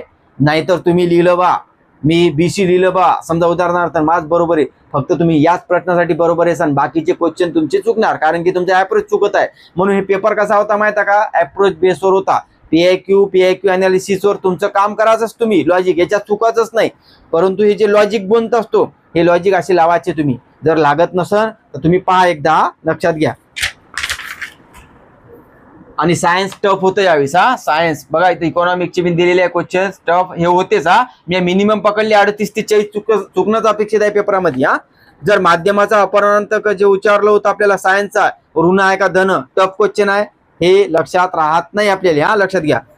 त्यानंतर न्यूक्लियनचं भ्रमण समांतर असते. आता इथं जर आपण केलं समांतर असते म्हणजे न्यूक्लियॉन म्हणजे काय, अणूच्या केंद्रकात जे प्रोटॉन आणि न्यूट्रॉन असते त्याला आपण काय म्हणतो, न्यूक्लियॉन म्हणत असतो, प्रोटॉन आणि न्यूट्रॉन.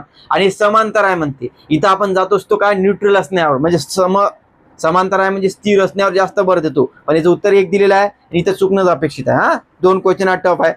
थर्मोडायनॅमिक्सचा नियम जो आहे हे असं आपण वाचत नाही. थर्मोडायनॅमिक्स नाही का, ग्रुप C मेन्सला आलेला होता, तिथं काय विचारलं होतं, राज्यसेवालाही विचारलाय मेन्सला एकदा, थर्मोडायनॅमिक्सचा नियम कशा संबंधी आहे, तर ऊर्जे संबंधी आहे. लक्षात घ्या. कोण मांडला होता, जूल यांनी. त्यांनी म्हटलं होतं ऊर्जा निर्माण करता येत नाही, नष्ट करता येत नाही, परंतु एका ऊर्जेचे दुसऱ्या ऊर्जेत रूपांतर करता येते, असे जे 3 नियम आहे कंबाईन. लक्षात काय ठेवा, थर्मोडायनॅमिक्सचा नियम कोण मांडला, जूल. आणि कशा संबंधी आहे, एनर्जी. हे लक्षात ठेवा फक्त इतकं. आणि हे प्रश्न नाही का चुकू शकते आपला, आणि इथं जर कोणाचा बरोबर आला तर 1 पेक्षा कमी लिहू शकते कारण की तो थोडा इन्क्लुझिव्ह आन्सर म्हणत आहे. हे लॉजिक असू शकते. लक्षात घ्या. 1 पेक्षा कमी म्हणजे आपण इथं काय करायला पाहिजे, कॉमन न गेलो पाहिजे. 1 पेक्षा कमी या 2 पैकी तुम्ही 50 आले पाहिजे. आणि जर तुम्हाला वाटलं पाहिजे चौथा पर्याय जास्त इन्क्लुझिव्ह आहे तसं महाराज हे लॉजिकवर काम करायला, हे असं आपण करत नाही. परंतु आता नवीन मुलांना जे देत आहे त्यांनी करायचं हे नियम, थर्मोडायनॅमिक्सचे नियम नाही का पाहून घ्यायचे युट्यूबवर किंवा बुक्समध्ये. त्यानंतर बघा ते विद्युत क्षेत्राचं विचारलं होतं आपल्याला, विद्युत भारित विद्युत क्षेत्रात दिशा बाह्य केंद्री किंवा अंतरकेंद्री.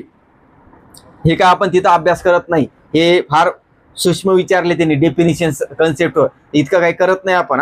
लक्षात घ्या. परंतु आपण पर्यायाने जात असतो, हे बाह्य केंद्री का अंतरकेंद्री आहे का, कॉमन शब्द केंद्री या 2 पैकी उत्तर लिहायला पाहिजे तुम्ही. आणि याच्यात तुम्ही 50 आले असेल, याचं कोणाचं बरोबर आलं असेल, कोणाचं चुकलं असेल. लक्षात घ्या. हे लॉजिक बेसवरच होता क्वेश्चन, म्हणून म्हटलं अप्रोच बेसवर क्वेश्चन आहे. त्यानंतर भौतिक परिमाण विचारलं आपल्याला, प्लँक स्थिरांक, हे टफ क्वेश्चन होता. इथं चुकणं अपेक्षित आहे तुम्ही कारण की इथं आपण हे असं करत नाही. परंतु आता तुम्ही पाहिले पाहिजे प्लँकचा स्थिरांक, प्लँकचा सिद्धांत आहे. लक्षात घ्या. क्वांटम संबंधी आहे वाटते प्लँक. एकदा तुम्ही आता नवीन मुलांनी पाहाच, परंतु हे तिथं हार्ड क्वेश्चन आहे. त्यानंतर बघा प्रति युनिट विचारलं होतं आपल्याला की विद्युत भाराला काय म्हणतात, इलेक्ट्रिक करंट जे उत्तर होतं इथं आपल्याला लक्षात राहत नाही. इथं चुकणं अपेक्षित आहे, टफ क्वेश्चन आहे.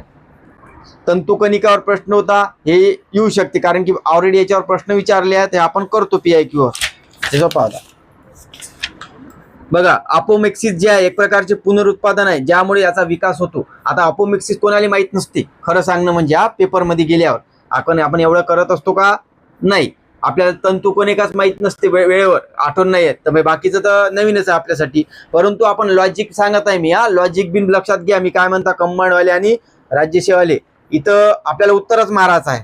तर काय मारतो आपण बघा, पहिला आणि 2 पैकीच मारायला पाहिजे. कारण पहिल्या याच्यात काय म्हटलेलं आहे, गॅमेटच्या सलाईन शिवाय नवीन जीव, म्हणजे सलाईन शिवाय म्हणजे विदाऊट फ्युजन म्हणता बघा, new organism without fusion of gamete असं म्हटलेलं आहे, म्हणजे विदाऊट शिवाय. आणि दुसऱ्या याच्यात काय दिलं आहे, गॅमेटच्या सलाईन उत्पादनानुसार नवीन जीव, म्हणजे इथं कीवर्ड काय भेटलं, शिवाय आणि उत्पादनानुसार जीव. आता तुम्ही सांगा, हे नवीन प्रकारचा प्रश्न आहे तर यामध्ये काही नवीन बदल असू शकते की बा हे काय विचारलं, यामध्ये बा वेगळा असन काहीतरी, म्हणून इथं काय असू शकते बा विदाऊट फ्युजन करत आहे बा हे निर्माण, विकास होता याचा, म्हणून हे उत्तर आहे. म्हणून याचं उत्तर 1 आहे. परंतु इथं तुम्ही 50 आले पाहिजे ना, नाही तर तुम्ही जर 3रं 4थं जर मारत असेल तर तुमचं लॉजिक चुकत आहे. लक्षात घ्या. हे असंच जायचं तुम्ही, हेले म्हणतो आपण 50-50 मध्ये टफ क्वेश्चन्सला आपण कसं करताय, डीलिंग करत आहे. लक्षात घ्या. त्यानंतर जम्पिंग जीन्स बद्दल योग्य विधाने निवडा. जम्पिंग जीन्स आहे, हे जीन्स आहेत त्यांची जागा बदलू शकतात, पॉझिटिव्ह आहे बदलू शकतात, विधान बरोबर आहे. इथं तुम्ही निगेटिव्ह घ्यायचं नाही, वाचून जरी नसलो. आणि इथं जर असं असतं ना, जे जीन्स आहे ज्याची जागा बदलू शकत नाही असा जर प्रश्न असता त्याला चूक धरायचा, कारण की निगेटिव्ह बोलत आहे. लक्षात घ्या. हे तुम्ही लावून पहा. इथं जर असं असतं हे जीन्स आहे की फक्त जागा बदलू शकते, फक्त आला म्हणजे निगेटिव्ह 99 केसमध्ये नाही का चुकीचं असते अननोन क्वेश्चनवर. लक्षात घ्या हा. हे तुम्ही लक्षात घ्या, याच्यावर तुमचे 10 ते 15 मार्क आरामशी वाढते. यांना ट्रान्सपोजन्स असे म्हणतात. डाऊटफुल नाही आहे, पॉझिटिव्ह आहे, बरोबर. आणि तिसरं वाचा, बार्बरा मॅक्लिंटॉक यांनी 1965 मध्ये प्रथम शोधली आहे म्हणते ही. आता इथं तुम्ही डाऊट घ्यायचा का, तुम्हाला माहित नाही, अननोन आहे, बरोबर धराचा. I1 वर्ल्ड पिक सर्व दिलं, सेकंड आन्सर करा काय येईल ते माहित नाही, परंतु आपण असाच अप्रोच न जायचं. आणि हे बार्बरा मॅक्लिंटॉकवर नाही का 2021 मध्ये ग्रुप सी वर प्रश्न आला, तुम्ही एकदा पाहून घ्या, सायन्स मध्ये हे आला होता याच्यावर. त्यानंतर बघा आपल्याला विचारलं होतं, हे टप नव्हता, सोपाच होता, कारण लॉजिक बेसवर होता. कारण की इथं आपल्याला माहिती वापरायचीच नव्हती आपल्यावाली, ज्ञान काय आपल्याला लॉजिकवर सोडायचं होता. त्यानंतर विचारलं होतं, असंतृप्त फॉस्फोलिपिडचे प्रमाण सर्वाधिक असेल याचा अंदाज आहे. आता इथं कसं आहे, इथं तुम्हाला कोणता पर्याय नाही का चांगला, म्हणजे असं वाटत आहे की वेगळा. जसं बघा, वाळवंटातील साप, मानव तर येणारच नाही आहे ना, ध्रुवीय अस्वल तुम्ही, आणि अंटार्क्टिक मासे. इथं कॉमन गोष्टी पहा, जर तुम्ही अशी लक्षात नाही घेत असं, इथं अंटार्क्टिका मासे कुठं आढळतात, बर्फाट ठिकाणी. आणि ध्रुवीय अस्वल म्हणजे काय, ध्रुवीय म्हणजे बर्फाट ठिकाणी. म्हणजे यांनी काय केलं, आपल्याला 2 हिंट दिलेले आहे बर्फावाल्या, तर तुम्ही या 2 पैकी उत्तर लिहायला पाहिजे. आणि सर्वात बेस्ट कसं वाटत आहे, अंटार्क्टिकातले मासे. म्हणजे इथं ध्रुवीय अस्वल एक स्पेसिफिक वाटत आहे आणि अंटार्क्टिकातील मासे एक ब्रॉड वाटत आहे. हा, हे तुम्ही लक्षात घ्या. जर चुकलं असेल तरी काही हरकत नाही, परंतु हे लॉजिक वापरावं लागते अशा गोष्टी. हा, मोठा व्हिडिओ होईल परंतु महत्वाचा आहे. त्यानंतर बघा, पॉलिपेप्टाइड हार्मोन जे आहे कॅल्सिटोनिन या ग्रंथाच्या पेशीद्वारे तयार केले जाते. आता लाड घाम हे तर लिहिण्याचंच नव्हतं. थायरॉइड आणि स्वादुपिंड पैकी तुम्ही कन्फ्युजन असला पाहिजे, थायरॉइड आले पाहिजे. कारण याच्याबद्दल आपण जसं पिट्युटरी ग्लँडवर प्रश्न आला होता ना राज्यशीले, हे प्रश्न कुठून आला होता, 10वीचा स्टेट बोर्ड मध्ये डायरेक्ट चार्ट देऊन आहे. हे जास्त आपल्याला विचारले ग्रंथी आणि संप्रेरक म्हणून, तर त्याच्यावर हे दिलेलं आहे की थायरॉइड मध्ये काय असते, पॉलिपेप्टाइड हार्मोन कॅल्सिटोनिन असते. हे लक्षात ठेवा, हे आलेलं आहे. परंतु PIQ ओरिएंटेडच आहे प्रश्न. हा, टप गेला तर तुम्ही 50th आलेले आहे, थायरॉइड का स्वादुपिंड मध्ये. हा, लक्षात या 2 पैकी लिहिणं अपेक्षित आहे.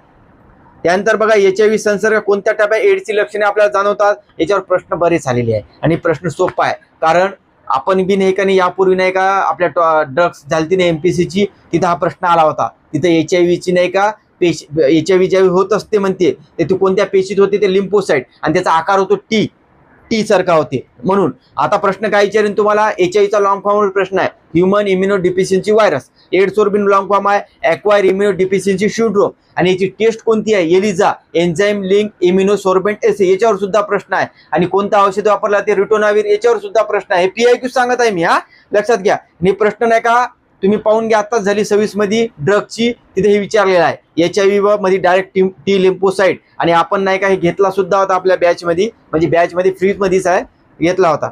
परंतु हा मोठा सेंटेन्स बघा, ज्या व्यक्तींना माहीतच नाही आहे मग त्यांनी मोठा सेंटेन्स मारायला पाहिजे. हा, लॉजिक सांगत आहे. मोठं सेंटेन्स, कारण की ते आपल्याला कसं देतात बघा.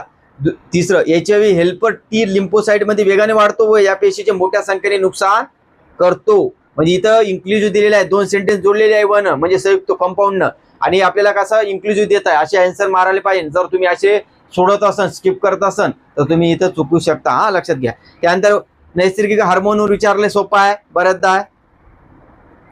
काही अभिसरण उत्क्रांती, स्वतंत्र उत्क्रांती, भिन्न आणि समांतर. आता तुम्ही इथं चुकू शकता.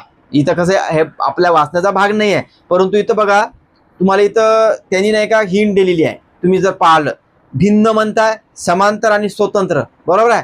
आणि एक अभिसरण दिलेलं आहे वेगळं, म्हणून आपण वेगळं उत्तर मारायला पाहिजे. हे जरी लक्षात नाही आलं, आता पेपरमध्ये 2 तास आहे, आपल्याला लक्षात नाही आलं तर काही हरकत नाही. कसं मी आता तुम्हाला लक्षात आलं पाहिजे, असं असलं, अशा टाईपचा अप्रोच असला पाहिजे तुमचा.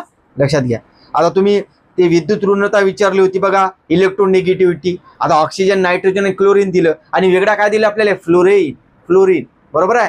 मग आपण वेगळं उत्तर मारायला पाहिजे. ज्यावेळेस आपलं नॉलेज, इथं मला माहित आहे की इथं तुमचं नॉलेज कामा पडणार नाही आहे, इथं तुमचं लॉजिकच येणार आहे. आणि बाकीचे जर तुम्ही वाचत असाल, ऑक्सिजन, नायट्रोजन आणि क्लोरीन हे 16 मूलद्रव्य वनस्पतीचे वाचत असतो आपण, परंतु फ्लोरीन वाचला का नाही त्याच्यात, म्हणून हे उत्तर आहे. लक्षात घ्या, मी लॉजिक सांगत आहे, सांगत नाही कोणी बरेचदा, मी जनरल सांगत आहे. कुठं चुकाले पाहिजे, कुठं नाही. मोठा व्हिडिओ होता, लक्षात घ्या.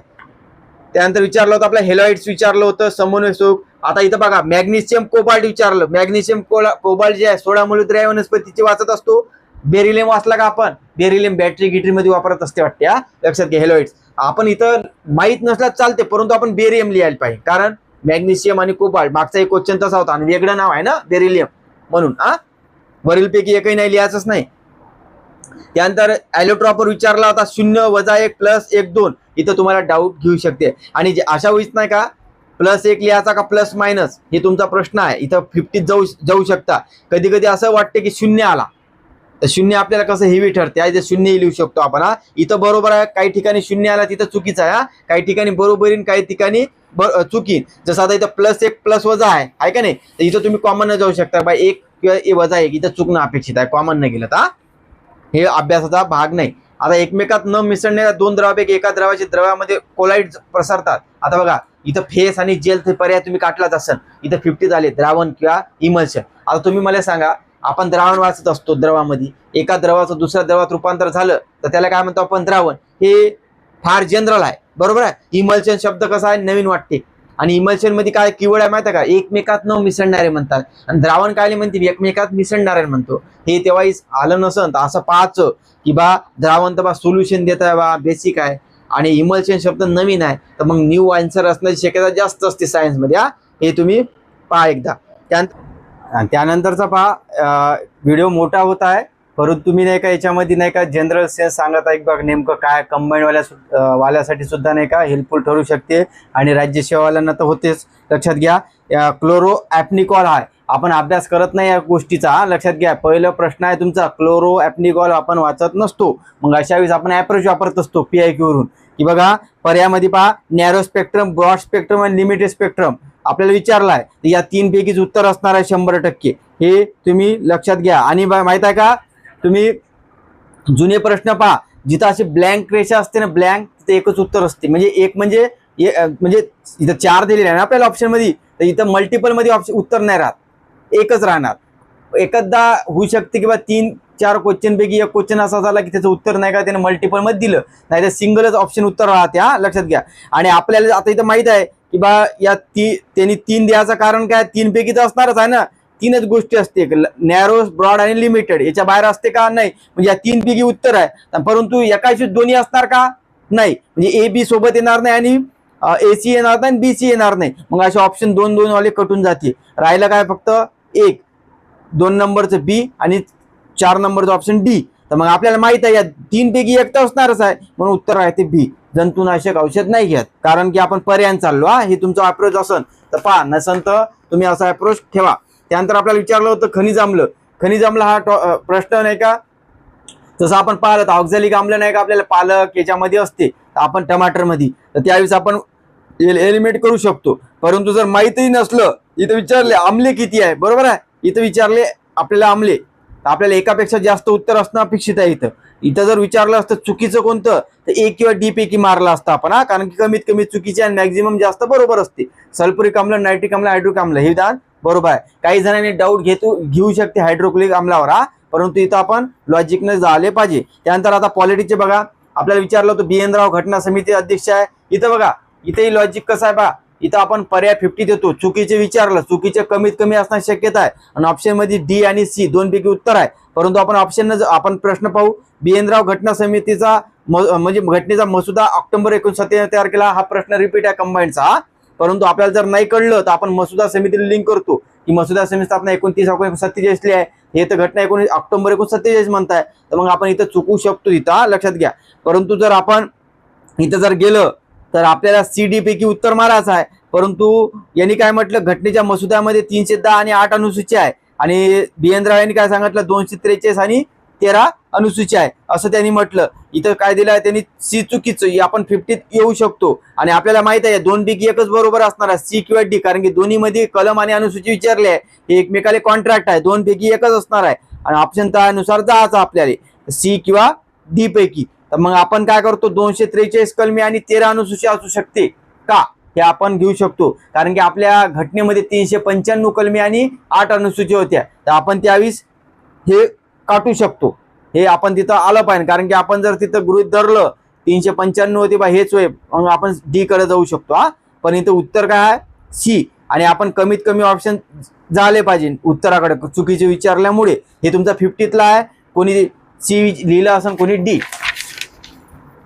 त्यानंतर ते नकाराधिकार सोपंच होतं, राज्यपाल कॅग सोपंच होतं. आता बघा लॉजिक म्हणतो, आता दुहेरी नागरिकत्व विचारलं आपल्याला, भारतीय नागरिकांना दुहेरी नागरिक तरतूद कोणत्या देशात आहे. आता तुम्ही पाहिला असेल यापूर्वी एसओला विचारलाय एकेरी नागरिकत्व असणारे देश आणि दुहेरी. तिथं आपण वाचत असतो एकेरी कुठं आहे, अमेरिका, स्वित्झर्लंड आणि आणखी एक काय अमेरिका स्वित्झर्लंड आहे, हे लक्षात ठेवा आताच. परंतु आणि एकेरी कुठं आहे, सॉरी अमेरिका स्वित्झर्लंड मध्ये काय दुहेरी आहे.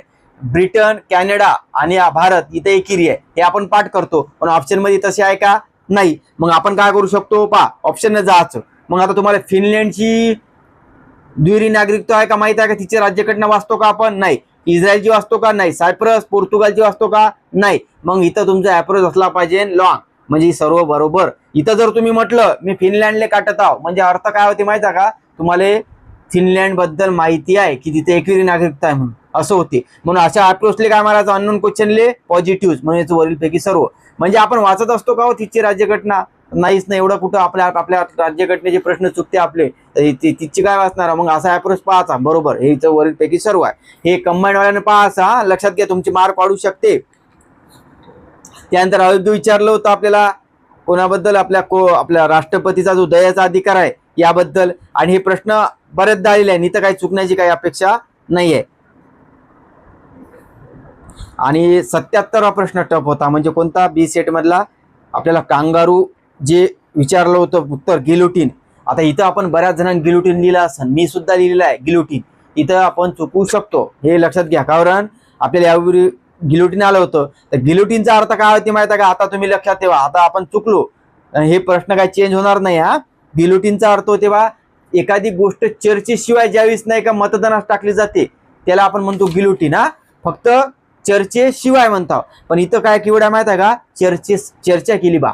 मग बघा या फक्त महत्वाचे कलम चर्चेसाठी मतदान, म्हणजे चर्चा आणि मतदान दोन्ही घेतले जाते, त्याला म्हणतो आपण कंगारू. हा लक्षात ठेवा, हे दोन्ही लक्षात ठेवा. इथं चुकणं अपेक्षित आहे 100%. हा म्हणून कट ऑफ कमी येण्याचं कारण हेच आहे. आता तुम्ही लक्षात ठेवा दोघातला फरक. त्यानंतर आपल्याला साधे बहुमत ही सोपाच होता. त्यानंतर इथं चुकू शकते बघा, जे प्रतिषेध आदेश विचारला होता ना, इथं चुकू शकते जर आपण रिव्हिजन नसली तर. कारण की इथं प्रशासकीय संस्था जारी केला जाऊ शकतो, न्यायिक अर्धन्यायिक संस्था करू शकतो. तर आपण जर फरक नाही केला तर आपण चुकू शकतो. इथं एसी बरोबर आहे, बी चूक आहे. इथं हे टफ क्वेश्चन म्हणू, रिव्हिजन नसली तर. त्यानंतर 12व्या अनुसूची विचारलं होतं. 11वी अनुसूची तुम्हाला माहित आहे, 73वी घटना दुरुस्ती आहे, ग्रामीण संबंधी आहे, आणि 74वी शहरी संबंधी आहे, बरोबर आहे. तर आपण इथं काय, इथं तुम्हाला जर पूर्वी आलेले आहे 12व्या अनुसूचित कोणते आहे, पण राज्यसेवाली मुलं करते.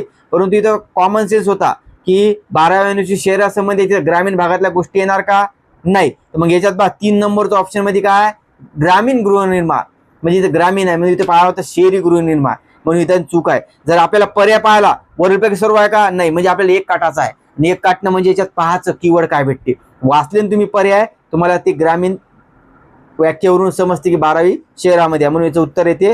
हे सोपं आहे. आणखी लॉजिकवर आता नाही की माहीत.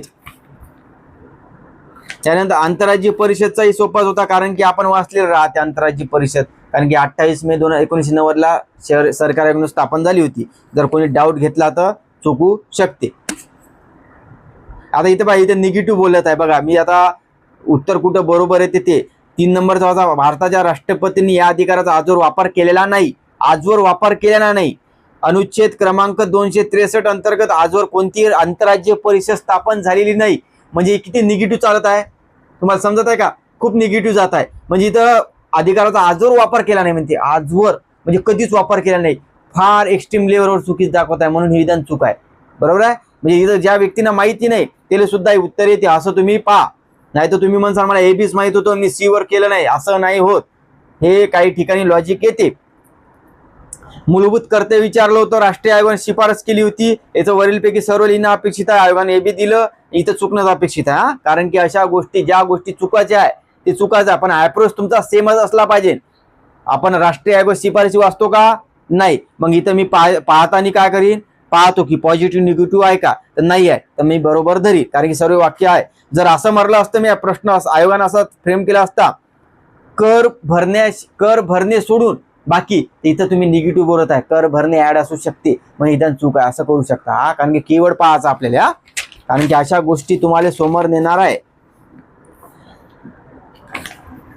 हा, आता हे म्हणजे 3 ते 4 पॉलिटीची आहे, करंटची नाही का, जवळपास 8 ते 9 वाटत आहे मला. पहा, योग्य आयोग विचारलं होतं, राष्ट्रीय बाल विज्ञान काँग्रेस हे विचारलं होतं ना. इथं आपण नाही का जर वाचण्यात आलं तर तुम्हाला ते भोपाळ मध्य प्रदेश का गुजरात आहे याच्यातला फरक, परंतु हे वाचत नाही आपण एवढं, कारण की एवढं काही इम्पॉर्टंट नसते, हे पहिल्या घटना नसते. आणि जास्त असं राष्ट्रीय विज्ञान परिषद विचारली असती तर आपल्याला आपण म्हटलं असतं की माहित असणं अपेक्षित आहे, परंतु हे नाही, इथं चुकणं अपेक्षित आहे. हा टफ क्वेश्चन आहे.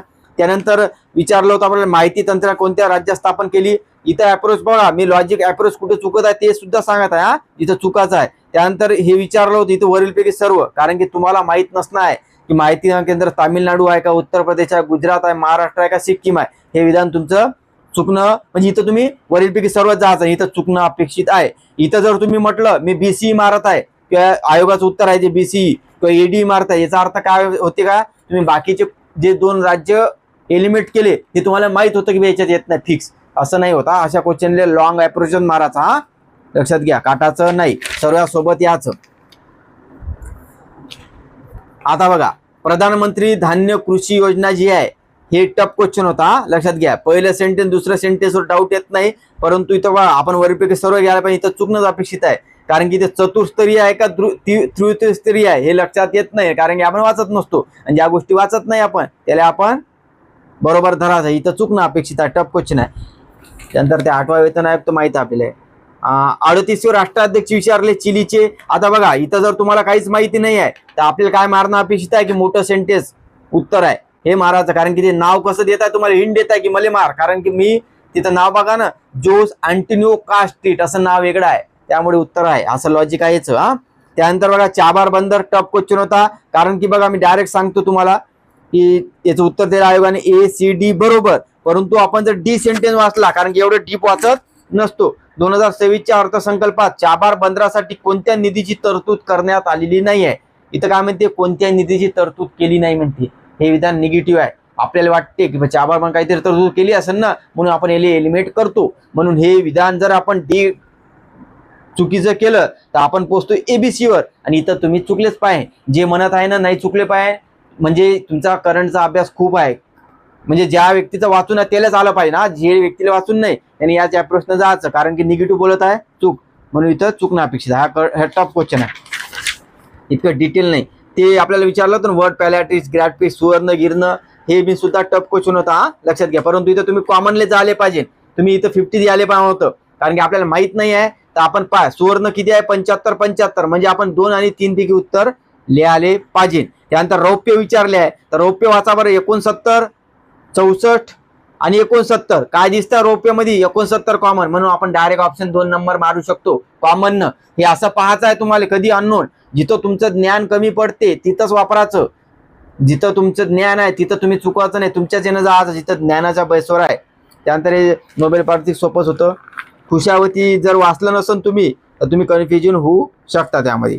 त्यानंतर बघा, आपल्याला विचारलं होतं MPI बद्दल विचारलं होतं ना, मल्टी डायमेन्शन. इथं जागतिक बँक हे तर आपल्या अभ्यासाचा पार्ट आहे, की जागतिक बँक नाही मांडत तर कोण करत अशी UNDP आणि ऑक्सफर्ड युनिव्हर्सिटी, हा लक्षात घ्या. हे आपण याच्यावर व्हिडिओ सुद्धा आहे आपला. परंतु सेकंड सेंटेन्स जे आहे 2025चा अहवाल दारिद्र्य हवामानबद्दल यावरील आहे, आपण त्याला वाचलं नसलं तर पॉझिटिव्ह धरायचं, पॉझिटिव्ह आहे ना बरोबरच धरायचं. मग उत्तर कायचं, आयोगाचं उत्तर ए तर चुकीचं आहे. ए न जर तुम्हाला पहिला आणि दुसरा कट्टे आणि तुम्ही येता 50 आणि BC तुम्हाला आयोगच उत्तर देत आहे, BC बरोबर आहे म्हणून. हा, आता डी वर आहे, या आव्हानात दक्षिण आशियामध्ये दारिद्र्य मोठ्या प्रमाणात वाढले आहे. आता इथं बघा, इथं माहिती नाही आपल्याला, परंतु इथं काय करू शकता आयोग, वाढले किंवा कमी, इथं आपल्याला खेळवलं आयोगाने. आणि इथं तुम्ही बरेच जण काय करू शकतात, माहित नसल्यामुळे बरोबरच गृहीत धरायचं, इथं चुकणं अपेक्षित आहे. हा, ज्याला, कारण हे वाचत नसतो ना आपण, दक्षिण आशियाचं कुठं पाहतो किंवा वाढले का नाही, इथं भारताचा उल्लेख असतात, आपण म्हटलं असतं की भारतात प्रमाणात दारिद्र्य आहे बा, तर वाढलं आहे, तर आपण बरोबर, परंतु दक्षिण आशियाची तुलना करू शकतो का, नाही, म्हणून बरोबर इथं चुकणं अपेक्षित आहे. त्यानंतर विचारलं होतं ब्राझीलच्या ब्रिक्स चेअरशिप 2025 मध्ये कशाचा समावेश होते. आता तुम्ही सांगा, इथं आयोगाने उत्तर दिलं ABE, म्हणजे यांनी काटलं काय, महिला मुक्तीला प्रोत्साहन आणि बहुस्तरीय व्यवस्थेत सुधारणा. इथं तुमचा अप्रोच काय पाहिजे, वरीलपैकी सर्व. कारण की पॉझिटिव्ह गोष्टी आहे होऊ शकतात का, कारण की आपण ब्रिक्स मधलं कोणतं 25 मध्ये प्राधान्य होते पाठ करत नसतो. हे आपण याचं वरीलपैकी सर्वच जायचं आणि इथं चुकणं अपेक्षित आहे. ज्याचा जरी बरोबर आला ना, एवढं डीप कोण वाचत असते हो. आणि ज्याच्यामध्ये पॉझिटिव्ह शब्द आहे सर्व, हवामान बदल, बहुस्तरीय व्यवस्थेत सुधारणा म्हणतात बा, बहुस्तरीय किती पॉझिटिव्ह वाटत आहे. महिला मुक्तीला प्रोत्साहन म्हणत आहे. हे अशा गोष्टी आपण सहकार्य आलेलं आहे पहिलं, म्हणजे इथं चुकणं अपेक्षित नाही. बऱ्याच जणांचा चुकला असं ना.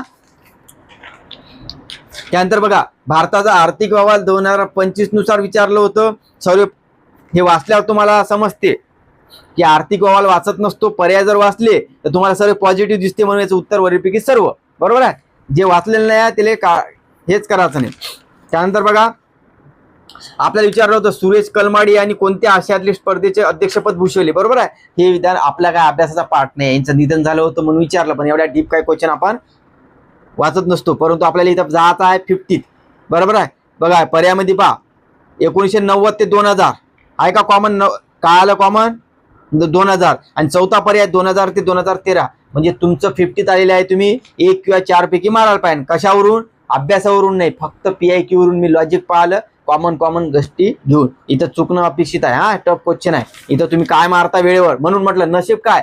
आता तुम्ही 2 तर काढले पर्यायानं, मी 1 मारला, उत्तर 4 आहे. कोणी 4 मारला, 1 आहे, म्हणजे 50 आहे. परंतु नशीब त्याचं काय, त्याचं बोट जे काय करीन त्या क्षणी त्याच्यावर अवलंबून आहे. म्हणून म्हणतो नसीबचा पार्ट आहे. असे 5-7 क्वेश्चन आले ना, जवळपास 17-18 मार्क होत असते ते. म्हणून असे अप्रोच पहा, कारण की अप्रोचचाच पेपर असते. राज्यसेवा तर कसं, राज्यसेवा आपल्या अधिकारी बनवते. अधिकारीचा पेपर असणं म्हणजे काय, तुम्हाला टाइम 2 तास आहे. आता हे प्रश्न होऊ द्या, मी मग सांगतो. एक विचारलं होतं आपल्या राष्ट्रीय संस्थात्मक आराखडा, हा टफ क्वेश्चन होता. आपण हे काही वाचत नसतो एवढं की बा कधी सुरू झाला, काय झालं, 5 निकष आहे, मद्रास आहे का, वरीलपैकी सर्व तर नाही आहे, 1 तर काढाच लागत होतं. मग आपण काय करू शकतो, 5 निकष आहे का बा, की मद्रासच प्रथम आहे का, याच्यावर कन्फ्युज होऊ शकतं. 2020 मध्ये सुरू केलं का. आता हे 2020चं कसं, त्यावेळेस होतं राष्ट्रीय शैक्षणिक विधेयक होतं ना, तर त्यावेळेस आपण म्हणू शकतो हो बा त्यावेळेस केलं असं. पण हे 2015 इथं आपण डाऊट घेतो. पण हा टफ क्वेश्चन आहे, ज्याचा बरोबर आला बेस्ट, परंतु इथं चुकणं अपेक्षित आहे, कारण की टफ आहे. एवढे क्वेश्चन मी काढले ना, जर आपण मिनिमम पकडत आहे मी, 38 ते 40 क्वेश्चन चुकणं अपेक्षित आहे मिनिमम, चांगल्यात चांगल्या यायचे, म्हणजे कट ऑफ कमीच येणार आहे, हे लक्षात घ्या. आणि बऱ्याच जण याच्यात जर तुमच्या चुका झाल्या तर आणखी तुमचे चुकण्याचे प्रमाण वाढणार. आणि ज्याचा अटेम्प्ट कमी आहे त्याचा खूपच कमी आहे, त्यांनी 80 सोडवले, 85, 90 ॲक्युरेसी नसली की खालीच आहे, कारण की पेपरच तसा होता. म्हणून टेन्शन घेऊ नका, 2 डिजिट मध्ये कट ऑफ येणार आहे, हे फिक्स आहे. आणि बघा पेपर बद्दल काय आहे, पेपर मॉडरेट टू हार्ड होता. खूप छोट्या छोट्या फॅक्ट मध्ये चुकले सांगितलं, मार्क खूप कमी आलेले आहे. पूर्वीच्या कट ऑफची कंपॅरिझन करू नका. 116 लागला म्हणून यावेळेस काय 110 वर लागणार का, एवढा नाही, फकम कमी जाणार आहे. जवळपास सांगतो ना 90 ओपनचा नाही का, 90 ते 95 बिन राहील. 95, 96 सेकंड आन्सर की मध्ये काही चेंजेस झाले तर 5 ते 7 मार्काचा फरक, 10 मार्काचा सुद्धा फरक होते. हा लक्षात घ्या. कट ऑफ सुद्धा कमी, सिली मिस्टेक खूप झाल्या असेल तुमच्या पेपरमध्ये, बरेच प्रश्न आउट ऑफ क्वेश्चन होते. अप्रोच पाहायचा होता. हे जर अप्रोच असं, आता हे तुम्ही पहा, मी जे अप्रोच म्हणत आहे तुम्हाला हे तुम्ही पहा, कारण की या चुका तुम्हाला कळणं अपेक्षित आहे. कारण की जे एक्झाम तर गेली असेल, मार्क कमी पडले असेल, तरी या दृष्टिकोनातून पेपर चेक करा, येत होतं काय मी जे सांगत आहे. जर येत असेल तर पुढची जी एक्झाम राहील तुम्ही नक्की क्लिअर करसान. हा, कारण की हे जर तुम्ही म्हणसान हे तर पेपर झाल्यावर, मी काय सांगत आहे, चुका होतात. चुकावर जे व्यक्ती काम करते त्या चुका होऊ देत नाही, तेच पुढे जाते. हे अनुभव आहे आणि हे सत्य आहे. पहा, तुम्ही राष्ट्रीय लोकसंख्या धोरणावर प्रश्न आहे, पुन्हा आहे, पूर्वी आहे PIQ, तुम्ही पुन्हा राष्ट्रीय लोकसंख्या धोरणावर चुकत आहे, म्हणजे तुमचा काहीतरी अप्रोच चुकत आहे. कारण की PIQ तुम्ही कसं चुकायला पाहिजे त्यामध्ये, हे मग तुम्ही चुकत आहे. तर मग म्हणायचं मी PIQ कडे जास्त लक्ष देत नाही, कारण की 1 पेज माहिती आहे त्याच्यावर, 1 मार्क 2 मार्क भेटत आहे आपल्याला, 2.25 आहे, 2.50 आहे. मग अशाच्या चुकल नाही पाहिजे. हे सांगण्याचं तात्पर्य हेच आजच्या व्हिडिओ मोठा व्हिडिओ होता. 50-50 म्हणजे 50-50 क्वेश्चन मध्ये आले तर चूक आले, आपण 50 काढलेले आहे, परंतु चुकलो. इथं तर थोडे लक फॅक्टर आहे, ते शेवटी 4 ते 5 क्वेश्चन जरी असे चुकले ना आपले, तर 10 12.5 मार्काचा फरक पडते. हा लक्षात घ्या. GS मध्ये एवढा आहे, एका सांगायचं काही इतकं नाही आहे. परंतु ज्या व्यक्तीनं नाही, मोठा व्हिडिओ झालेला आहे, परंतु यामध्ये खूप महत्वाची माहिती दिली. मला जे जुन्या अनुभवानं आलं, जेवढे मी पेपर दिले आहे याच्यावर मी 100% जेन्युइनली सांगण्याचा प्रयत्न केलेला आहे. आणि कंबाईंडवाल्याने नक्की पहा, कारण की कंबाईंडवाल्याचा पेपर आहे, हे लॉजिक हेच पेपर सेटर आहे. अशी लॉजिक बिन आली पाहिजे, आणि हे लॉजिक तुमच्या पेपरला लावून पहा. जे झाले ना 25, 24, 23 असं उलटे जा, काय मी बोलत आहे. आणि तुम्हाला जर हे लक्षात आलं ना तर तुम्हाला एवढं सोपं जाईल ना. 10 ते 12 प्रश्न असेच येते तुमचे बरोबर. हे पहा, आणि मी लॉजिक ट्रिकचा व्हिडिओ सुद्धा टाकलेला आहे टेलिग्रामवर आपल्या जुना 4 महिन्यापूर्वी. पण तो लॉजिक ट्रिक्स काही बदलत नसते. ते एकदा व्हिडिओ पहा आणि ते लावून पहा. हे एक पहा आजचा आणि ते लॉजिक, मग तुमच्या पेपरला लावून पहा. मग तुमच्यामध्ये इम्प्रूव्हमेंट दिसते का पहा. इम्प्रूव्हमेंट दिसतं म्हणजे काय, आपले मार्क इन्क्रीज करणं आहे. जर तुम्हाला व्हिडिओ आवडला असेल नक्की लाईक करा, कमेंट करा, शेअर करा. धन्यवाद.